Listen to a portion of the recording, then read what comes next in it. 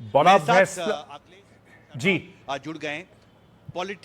Politically क्या महत्वपूर्ण है इस फैसले में? देखिए काफ़ी महत्वपूर्ण है। पहली बात तो कि टाइमिंग, जब पूरा देश इस बात पे चर्चा कर रहा है कि भारत पहलगाम हमले के बाद क्या जवाबी कार्रवाई करेगा, जिसको लेकर के सुबह से बैठकों का सिलसिला चल रहा है, कल भी लगातार बैठकें होती आई, सबके जहन में प्रश्न ये है कि भारत की ओर से क्या कार्रवाई की जाएगी।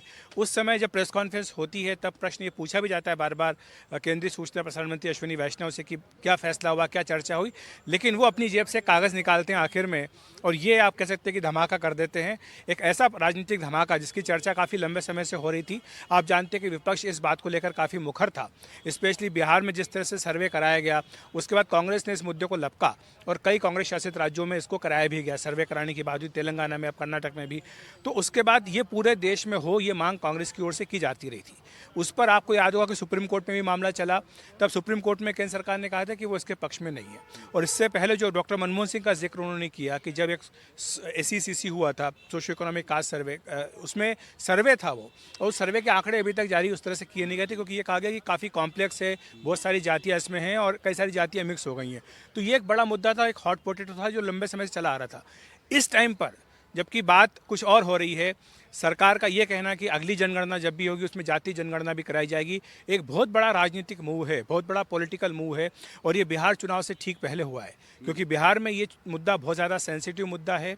नीतीश कुमार की सरकार में ही ये फैसला किया गया था कि कास्ट सर्वे कराया जाए और अब जबकि 3 महीने बाद बिहार के चुनाव होने जा रहे हैं, केंद्र सरकार का ये फैसला निश्चित तौर पर इसकी गूंज जो है काफ़ी दूर तक सुनाई देगी। जी, और सवाल मुझे लगता है कि बिहार के अलावा जो दूसरे राज्य हैं, आप जैसा कि जिक्र खुद अश्विनी वैष्णव ने किया कि कुछ राज्यों में सर्वे कराया गया है लेकिन साइंटिफिक तरीके से नहीं हुआ है, बहुत एडहॉक तरीके से किया गया है।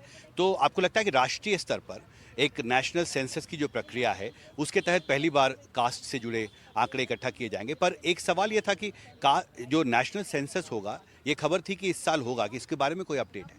देखिए ये अभी तक सरकार की ओर से नहीं कहा गया। ये ज़रूर शुरुआत में खबर आई थी कि इस साल से जनगणना हो सकती है क्योंकि आप जानते हैं कि 2021 में कायदे से ये होनी थी, लेकिन कोविड महामारी के कारण ये जनगणना टाल दी गई। अब हम 2025 में खड़े हैं। 2 चीज़ें हैं जो जनगणना से जुड़ी हुई हैं, एक तो है महिला आरक्षण और दूसरा है डिलिमिटेशन। अब तीसरी चीज़ भी जुड़ गई है, जाति जनगणना। तो इस लिहाज से सेंसस होनी है वो काफ़ी महत्वपूर्ण है कि वो कब होगी। जो बजट का प्रावधान करना था जनगणना में वो कर दिया गया है, वो तो प्रावधान ऑलरेडी है, तो सिर्फ सरकार को हरी झंडी दिखाने की ज़रूरत है कि जनगणना का काम शुरू हो जाए। लेकिन इस बार ये कहा जा रहा था कि डिजिटल तरीके ज़्यादा इस्तेमाल किए जाएंगे तो उससे ज़्यादा साइंटिफिक तरीके से जनगणना हो पाए। जो आपका सवाल का पहला हिस्सा था कि कुछ राज्यों ने अपनी ओर से कराया, देखिए ये बात तो अभी केंद्रीय मंत्री अश्विनी वैष्णव ने स्पष्ट की है और संविधान भी बिल्कुल स्पष्ट है इस मामले में कि जो राज्य है उनको जनगणना करने का अधिकार नहीं है। इसीलिए जब बिहार में सर्वे हुआ या तेलंगाना में सर्वे हुआ या कर्नाटक में हुआ तो उसको सर्वे ही कहा गया, जनगणना नहीं कहा गया क्योंकि उसमें अधिकार उनको है ही नहीं। तो इसलिए केंद्र सरकार ने अपने इस अधिकार का प्रयोग किया और आज जिस तरह से उन्होंने इसका ऐलान करते समय कांग्रेस की सरकारों का जिक्र किया, डॉक्टर मनमोहन सिंह की सरकार का जिक्र किया, उससे साफ है कि बीजेपी सरकार, मोदी सरकार ये चाहती है कि इस मुद्दे पर श्रेय उसी को मिले क्योंकि आप जानते हैं कि जाति जनगणना एक ऐसा मुद्दा है जो राहुल गांधी बहुत जोर शोर से उठाते रहे। तो आज जब सरकार ने अपनी ओर से फैसला किया है और ऐसे टाइम पर किया जब सभी एक्सपेक्ट करते हैं कि कुछ बड़ा फैसला होगा, कुछ बड़ी कार्रवाई सरकार की ओर से होगी इस आतंकवादी हमले के बाद, उस समय ये फैसला अनाउंस करना, इसके कई अपने मैं समझता हूँ कि गूढ़ राजनीतिक निहितार्थ है। एक सवाल था कि cabinet committee on political affairs की बैठक होती है और ये तय होता है कि सेंसस के साथ कास्ट के बारे में जो डाटा है उसका इन्यूमरेशन होगा, तो ऐसा नहीं लगता कि इसमें एक संकेत है कि सेंसस भी अब शुरू होने वाला है? निश्चित तौर पे देखिए सेंसस डिले करने का अब तो कोई सरकार का इरादा है नहीं और सरकार का, जैसे मैंने कहा कि 2 बड़ी चीज़ें सरकार की, महिला आरक्षण और डिलिमिटेशन, दोनों ही सेंसस से जुड़े हुए हैं। तो ऐसे में अब लगता नहीं कि ज़्यादा समय इसमें लगेगा। सरकार ने साल की शुरुआत में भी इशारा दिया था कि वो इसी साल से ये सेंसस शुरू करवाना चाहती है, लेकिन अभी हम अप्रैल खत्म हो रहा है, मई शुरू होने वाला है, 3 महीने बाद आपके बिहार के विधानसभा चुनाव आ जाएंगे, उसके बाद फिर वही बारिश, बाढ़, ये सारी दिक्कतें होंगी। तो ऐसे में जनगणना कितने अच्छे तरीके से हो सकती है, नहीं हो सकती, ये एक बड़ा सवाल रहेगा।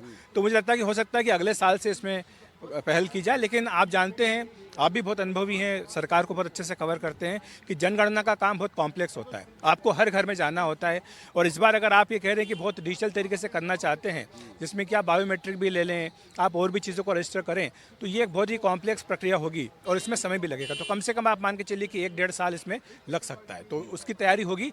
लेकिन इस बीच एक बड़ा राजनीतिक मुद्दा जो था वो बीजेपी ने अपने हाथ में ले लिया है, जाति जनगणना का। और मैं कोई हैरान नहीं होगा, हालांकि हमें उस मीटिंग का ब्यौरा नहीं पता, लेकिन कल जब मैं था वहाँ पर लोक कल्याण मार्ग पर, तब आरएसएस प्रमुख मोहन भागवत पीएम नरेंद्र मोदी से मिलने के लिए पहुंचे थे। करीब 1.5 घंटे उनकी बातचीत हुई।